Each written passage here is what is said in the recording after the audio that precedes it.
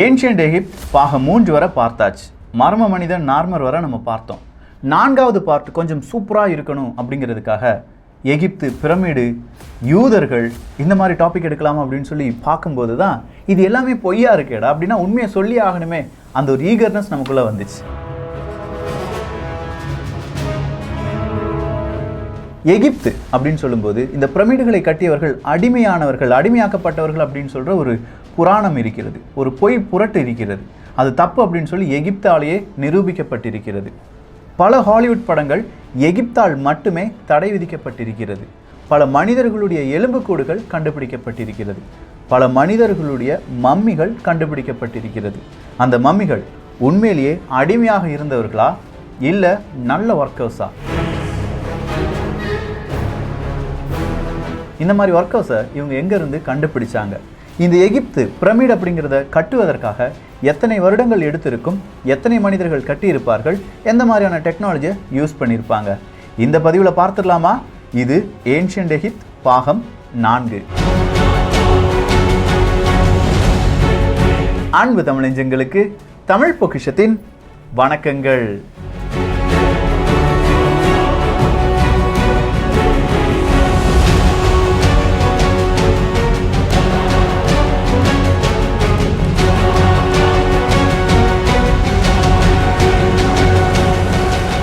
ஹெய்த் L குராப் அப்படிங்கிற ஒரு இடத்தை கண்டுபிடிக்கிறாங்க எகிப்தினுடைய மிக முக்கியமான ஆய்வாளர்கள்.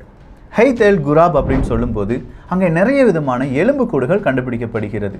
எந்த மாதிரியான எலும்புக்கூடுகள் அப்படின்னு கேட்டிங்கன்னா கால்நடைகளுடையது, ஆடினுடையது, இந்த மாதிரி நிறைய எலும்புக்கூடுகள் கண்டுபிடிக்கப்படுகிறது. அதுவும் குவியல் குவியலாக இருக்குது. ஹாலிவுட் படத்தில் பார்க்குற மாதிரியே குவியல் குவியலான எலும்புக்கூடுகள். அதுக்கிட்ட அவங்க தோண்டி தோண்டி பார்க்கும்போது சின்னதாக மம்மிகள் தென்படுகிறது. எத்தனை மம்மி இருக்கும் அப்படின்னு சொல்லி எண்ணி பார்க்குறாங்க. ஒரு 10லேருந்து 16 மம்மிகள் இருக்கும். இவங்க எல்லாருமே நேராக அடுக்கி வச்சு புதைக்கப்பட்டிருக்கிறார்கள். அவங்க கிட்டவே நிறைய ஜார்லாம் இருக்குது. எதுக்காக? ஆஃப்டர் லைஃப், அவங்களுடைய மறுஜென்மத்தில் அவங்க நல்லா குடித்து சந்தோஷமாக இருப்பதற்காக இந்த மாதிரி உணவுகள் எல்லாமே படைக்கப்பட்டிருக்கிறது. ஸோ இவங்க சாதாரண மனிதர்களாக அடிமைகளாக இருந்தார்கள் என்றால் ஆஃப்டர் லைஃபு அடிமைகளுக்கு கிடையாது. அவங்களுக்கு இந்த ஆஃப்டர் லைஃபுக்கான இந்த மம்மிஃபிகேஷன் இல்லாட்டி இந்த மாதிரியான உணவுகளை வைத்து படைத்தல் இது எதுவுமே நடக்காது. அப்படின்னா இவங்க அடிமைகள் கிடையாது.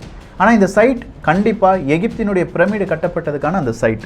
அப்படின்னா இவங்க யார் அப்படிங்கிற ஒரு கேள்வி எழும்புகிறது. ஹைலோகிராஃபிக்ஸ், நிறைய விதமான ப்ரூஃப், இது எல்லாமே வாசித்து பார்க்குறாங்க. இதெல்லாம் வாசித்து பார்க்கும்போது இந்த இடத்துலேருந்து கொஞ்சம் தூரத்துலேயே ஒரு குகை இருப்பதற்கான வாய்ப்புகள் இருக்குது அப்படிங்கிற ஒரு க்ளூ கிடைக்குது. அந்த க்ளூவை வச்சு ஏதாவது குகை தெரிகிறதா அப்படின்னு சொல்லி தேடி பார்க்குறாங்க.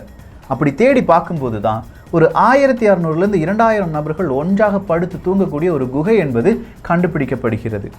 இந்த குகை மனிதர்கள் ஓய்வெடுப்பதற்காக பயன்படுத்தப்பட்டிருக்கிறது. அப்படின்னா இந்த மனிதர்கள் எங்கிருந்து கொண்டு வரப்பட்டிருப்பார்கள் அப்படிங்கிற ஒரு டவுட் வருது. இந்த மனிதர்கள் அடிமைகள் கிடையாது.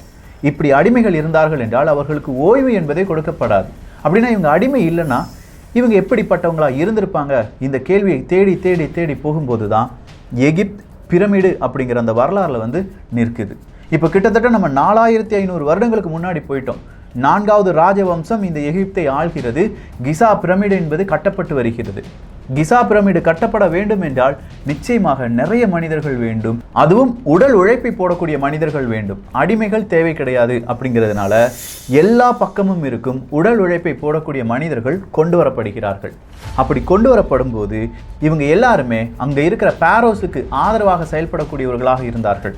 அந்த அரசனாக இருக்கக்கூடிய தெய்வம் இவர்களுக்கு நாங்கள் கட்டுப்பட்டு இருப்போம், அவர் என்ன சொன்னாலும் செய்வோம் அப்படின்னு சொல்லக்கூடிய மனிதர்களாக இருந்தார்கள். ஸோ அவங்க எகிப்தினுடைய இந்த பிரமிடு கட்டப்பட வேண்டும் அப்படிங்கிற உத்தரவு கிடைக்கும்போது எல்லாருமே சந்தோஷப்படுறாங்க.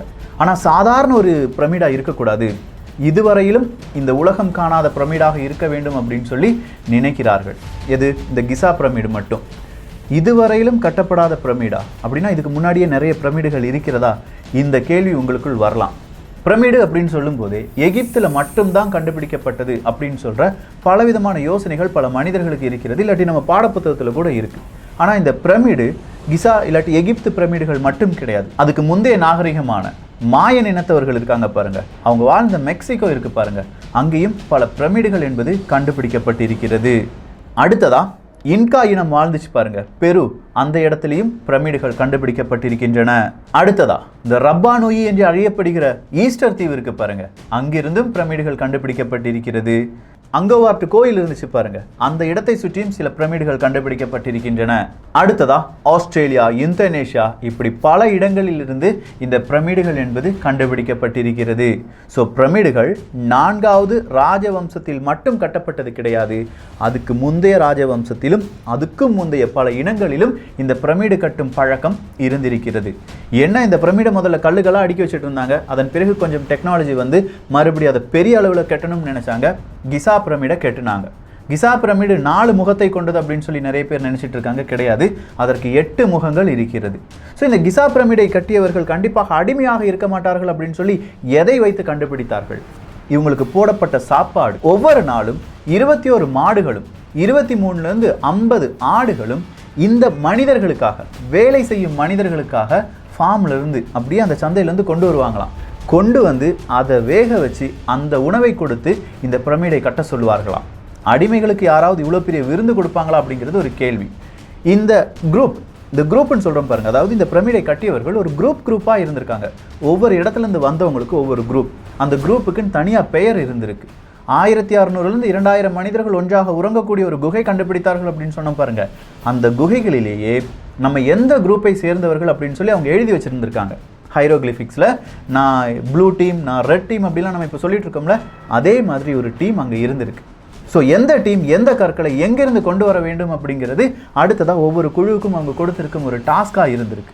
இதற்காக கல் குவாரி என்பது இப்போ நம்ம பார்க்குற கிசா பிரமிட்லேருந்து கொஞ்சம் தூரமாக இருக்கக்கூடிய அஸ்வான் அப்படிங்கிற கல் குவாரியிலிருந்து இந்த மாதிரியான சுண்ணாம்பு கற்கள் எடுக்கப்படுகிறது.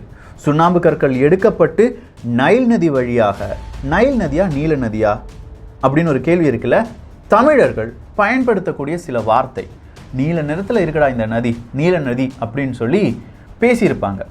இந்த நீலம் அப்படிங்கிறது நைலாக மாறியிருப்பதற்கான வாய்ப்புகள் இருக்கா அப்படின்னு கேட்டிங்கன்னா, பல இடங்களிலும் பல மொழிகளிலும் இந்த நைல் நதியை நீலே அப்படின்னு சொல்லி தான் அழைக்கிறார்கள். நீளத்துக்கான நீலே. ஒருவேளை இது எதேட்சியாக இருந்திருக்கும் அப்படின்னு சொல்லி யாராவது நினச்சிங்கன்னா, எகிப்தில் ஒரு காலத்தில் ஆறுகளை ஆறு அப்படின்னே சொல்லி அழைத்திருக்கிறார்கள். இதெல்லாம் எங்கே போய் நிற்க போகுது அப்படின்னு தெரியல, பட் இதெல்லாம் தெரிஞ்சு வச்சுக்கோங்க. ஸோ இந்த நீல நதி, நைல் நதி வழியாக அந்த லைம்ஸ்டோனை கப்பலில் வச்சுலாம் கொண்டு வந்திருக்காங்க.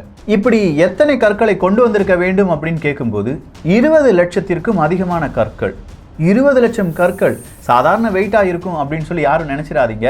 கிசா பிரமிடுடைய வெயிட் மட்டுமே 50 லட்சம் டன். ஒரு டன் 1000 கிலோ அப்படின்னா 50 லட்சம் டன் எவ்வளவு கிலோ இருக்குன்னு சொல்லி நீங்களே யோசிச்சு பாருங்களேன். 50 லட்சம் டன் வெயிட்டில் ஒரு பிரமிடு கட்டப்படுகிறது. அந்த பிரமிடுடைய அடிப்பாகம் மட்டுமே 10 ஃபுட்பால் கிரவுண்டை வச்சா எவ்வளவு நீளம் இருக்குமோ, எவ்வளவு அகலம் இருக்குமோ அந்த அளவுக்கு இருக்கும். அதனுடைய மேல் பகுதி, டாப் வியூ எடுத்து நீங்கள் பார்த்தீங்கன்னா 6 கால்பந்து மைதானத்தை அப்படியே அடுக்கி வைக்கலாம். அந்த அளவுக்கு பெரிது தான் இந்த கிசா பிரமிட் அப்படின்னு சொல்லலாம். ஸோ 50 லட்சம் டன், 20 லட்சம் கற்கள், இதை கொஞ்சம் கொஞ்சமாக கொண்டு வந்தாங்களா, இல்லை எந்த மாதிரியான டெக்னாலஜியில் தண்ணீர் ஊற்றி மணலை கொஞ்சமாக சரித்து வச்சு இந்த கற்களை கொண்டு வந்தார்கள் அப்படின்னு சொல்லி நிறைய பேர் சொல்லிட்டு இருக்காங்க. எது எப்படி இருந்தாலும் ஒவ்வொரு 2.25 நிமிடத்திற்கும் ஒரு கல் என்பது இந்த பிரமிடில் கட்டப்பட்டிருக்க வேண்டும். அப்படி இருந்தால் மட்டும்தான் இவங்க சொல்கிற 20 வருடத்தில் இந்த பிரமிடை கட்டி முடித்திருக்க முடியும்.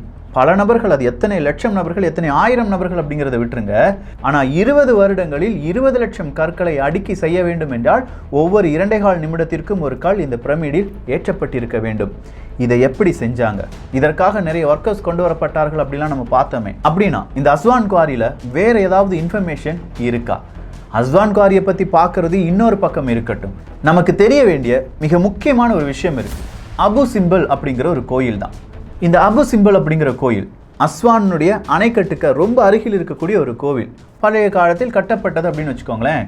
அந்த கோயிலில் அணையில் தண்ணீர் கூடுதலாக வந்துட்டு இருக்கு. ஸோ இந்த கோவிலை கொஞ்சமாக இடம்பெயர வைக்க வேண்டும், அங்கே இருக்கிற கற்களை அப்படியே எடுத்து வேறொரு இடத்துல கொண்டு வைக்கணும் அப்படின்னு சொல்கிற ஒரு உத்தரவு எகிப்து அரசாங்கத்தால் கொடுக்கப்படுகிறது. நவீன டெக்னாலஜி கிரெயின்ஸ் எல்லாத்தையுமே கொண்டு வராங்க. ஒவ்வொரு கல்லாக எடுத்துகிட்டு போகிறாங்க. இப்படி எடுத்துகிட்டு போய் கிட்டத்தட்ட 5 வருடங்களுக்கு பிறகு அதில் இருக்கிற ஸ்ட்ரக்சரை அப்படியே வேறொரு இடத்துல கொண்டு வைக்கிறாங்க.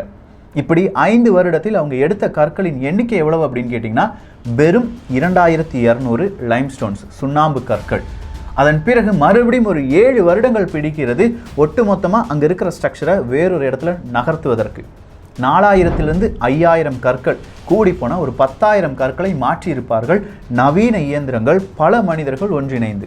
10,000 கற்களை மாற்றுவதற்கு 12 வருடங்கள்னா 20 லட்சம் கற்களை எப்படி அவர்கள் நகர்த்தியிருப்பார்கள்? ஒரு கல் அப்படிங்கிறதுக்கான அந்த கம்பேரிசனை நீங்கள் பார்க்கணும்னா அந்த கல்லுக்கு முன்னாடி ஒரு மனுஷன் நின்றுட்டு இருக்காரு பாருங்க, அந்த புகைப்படத்தை நீங்கள் பார்க்க வேண்டும். ஒரு கல் அப்படின்னு சொல்லும்போது 1.5 கார் 2 காருக்கு அந்த வெயிட் அவ்வளோ வெயிட்டாக இருக்குமா?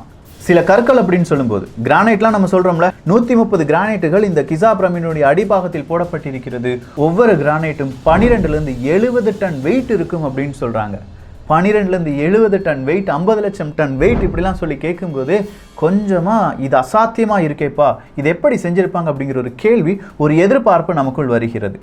அஸ்வான் குவாரி அப்படின்னு சொல்லி நம்ம பார்த்தோம். இந்த அஸ்வான் குவாரியில் கண்டுபிடிக்கப்படாத பல பொருட்கள் இன்றளவும் உறங்கிக் கொண்டிருக்கிறது. நிறைய தூண்கள் செதுக்கப்பட்டிருக்கிறது. அந்த தூண்கள் எப்படி செதுக்கப்பட்டிருக்கும் அப்படின்னு சொல்லி இன்றைக்கும் ஆய்வாளர்கள் அவங்க முடிய பிச்சுட்டு அலைஞ்சிட்டு இருக்காங்க அப்படின்னு சொல்லலாம். ஏன்னா 20 லட்சம் கற்களை எப்படி கொண்டு வந்தாங்க, அதை இப்படி சதுரமாக வெட்டுறதுக்கு அவங்க என்ன டெக்னாலஜியை யூஸ் பண்ணாங்க, அதுக்குள்ளே நிறைய அறைகள் வைக்கப்பட்டிருந்தது.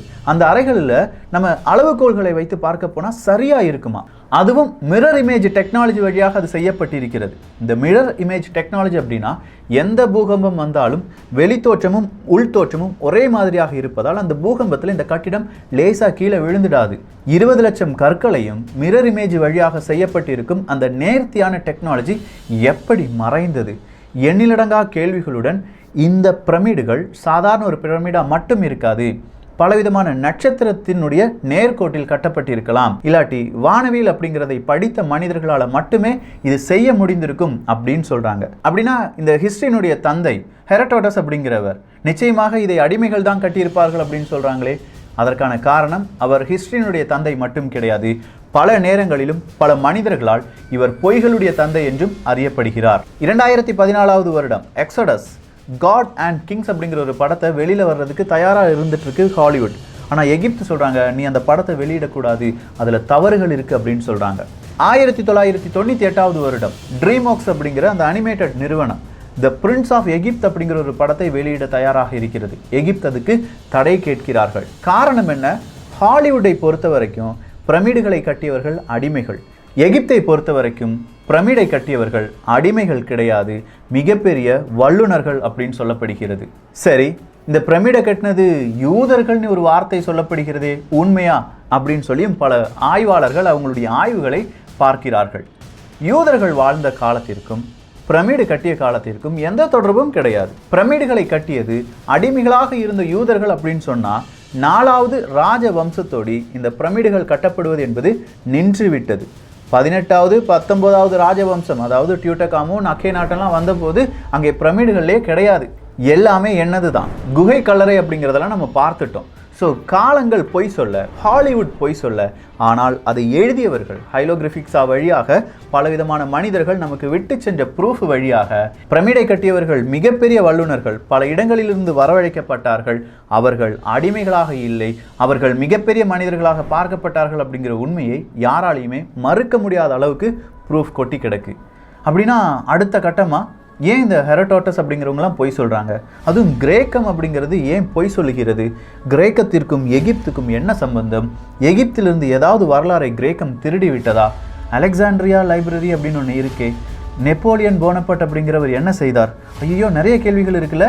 இந்த சீரீஸ் இன்னும் முடியலல்ல, இது முடியும் போது இத்தனை கேள்விகளுக்கான பதிலும் கிடைத்திருக்கும். கூடவே தமிழனுக்கும் இவங்களுக்கும் ஏதாவது சம்பந்தம் இருக்கா அதை பார்க்கணும்ல, இல்லை ஏலியன்களுக்கும் இவங்களுக்கும் ஏதாவது சம்பந்தம் இருக்கா அதையும் பார்க்கணும்ல, ஒரு கை பார்த்துடலாம். எல்லோரும் அடுத்த ஒரு பதிவுக்காக காத்திருங்கள். அதுக்கு முன்னாடி இந்த பதிவுக்கான கருத்துக்களை கொஞ்சம் பதிவு செய்யலாம். நல்லா இருக்குப்பா, நான் ரொம்ப கேப் விடாத அப்படின்னு கருத்துக்களை போடுங்க. சூப்பராக இருக்குப்பா, நிறைய தெரிஞ்சுக்கிட்டேன், நானும் இன்னும் தேடி பார்க்குறேன் அப்படின்னு சொல்கிற கருத்துக்களை போடலாம். இல்லை நல்லா இல்லை அப்படின்னு சொல்கிற கருத்துக்களை கூட போடலாம். ஆனால் ஏதாவது ஒரு கருத்துக்களை போட்டுட்டு அப்படியே சப்ஸ்கிரைப் பண்ணிவிட்டு உங்கள் நண்பர்களுக்கும் நம்ம சேனல் அனுப்புனீங்கன்னா ரொம்ப சந்தோஷம் அண்ணாச்சி. ஸோ இந்த ஒரு காணொலி பற்றிய உங்களுடைய கருத்துக்கள் இங்கே வரவேற்கப்படுகின்றன. எல்லோரும் தமிழ் பட்சத்தில் இணைந்திருங்கள். தமிழ் பட்சம் சேனலை சப்ஸ்கிரைப் செய்யாத தோழர்கள் தயவுசெய்து சப்ஸ்கிரைப் பண்ணிக்கோங்க. நல்லதை பகிர்ந்து நல்ல சமுதாயத்தை உருவாக்குவோம். நன்றி, வணக்கம்.